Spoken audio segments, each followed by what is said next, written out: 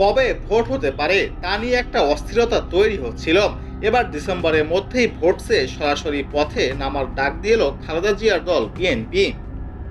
এই বছরে আগামী ডিসেম্বরের মধ্যেই বাংলাদেশে সাধারণ নির্বাচনের আয়োজন করতে হবে বলে ইউনূস প্রশাসনকে কার্যত হুঁশিয়ারি দিল প্রাক্তন প্রধানমন্ত্রী খালেদা জিয়ার দল বিএনপি। তাদের দাবি, বিএনপির পক্ষ থেকে দীর্ঘদিন ধরেই নির্বাচনের দাবি জানিয়ে আসা হচ্ছে, তারপরও কোনো ধরনের পদক্ষেপ নেননি ইউনূস সরকার। অভিযোগ, সংস্কারের দোহাই দিয়ে খালি সময় ব্যয় করেও আরও বেশি সময় ধরে ক্ষমতায় থাকতে চাইছেন অন্তর্বর্তীকালীন সরকারের প্রধান উপদেষ্টা ডক্টর মোহাম্মদ ইউনূস। তাই গোটা দেশে ভোট আয়োজনের চেষ্টাই করছেন না।